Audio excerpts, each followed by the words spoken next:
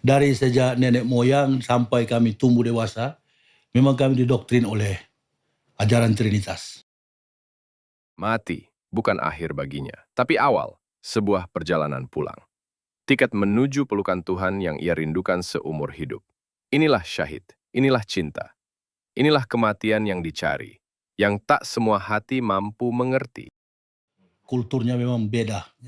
Beda dengan di Pulau Jawa, mayoritas kita adalah Muslim. Sementara kita di Indonesia Timur, khususnya Sulawesi Utara itu mayoritas beragama Kristen. Dari sejak nenek moyang sampai kami tumbuh dewasa, memang kami didoktrin oleh ajaran Trinitas. Dahulu, ia adalah musuh Islam, bahkan pernah berniat membunuh Rasulullah. Namun hidayah Allah menembus hatinya, dan dari situ lahirlah sosok khalifah paling tegas, kuat dan adil dalam sejarah Islam, Sayyidina Umar bin Khattab.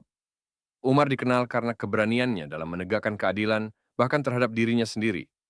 Ia wafat dalam keadaan syahid, ditusuk saat sedang salat subuh. Ia meninggalkan dunia dalam keadaan paling mulia, di atas sajadah di hadapan Rabb-Nya. Waktu pun berlalu, dan sejarah pun hanya meninggalkan jejak yang tak pernah padam. Jejak yang menginspirasi menjadi narasi kekuatan, perubahan, dan hidayah. Hingga kemudian, muncul sosok yang menjadikan kisah itu sebagai cermin dan pembelajaran hidup.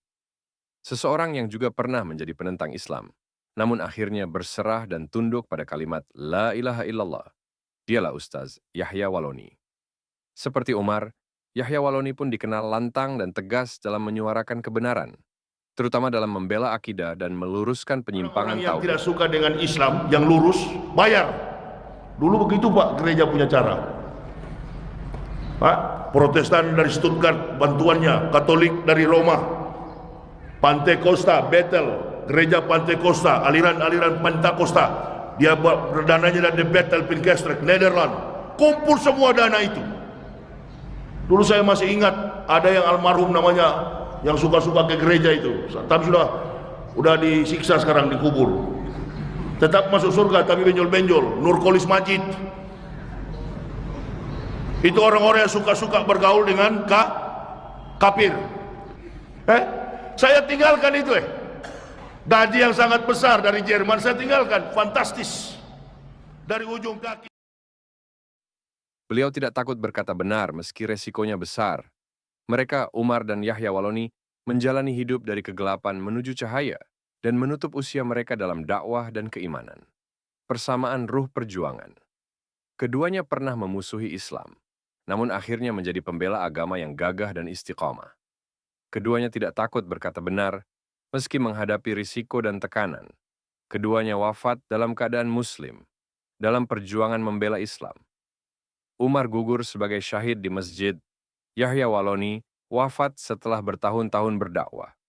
Meski bukan di medan perang, namun ia kembali kepada Allah dengan nama harum, sebagai mu'allaf yang teguh di jalan tauhid. Dan waktu wafatnya pun jatuh pada hari dan waktu yang insya Allah menjadi tanda husnul khatimah. Mereka adalah bukti nyata bahwa masa lalu tidak menentukan akhir seseorang. Yang menentukan adalah hidayah Allah dan keberanian untuk menerima serta memperjuangkan kebenaran.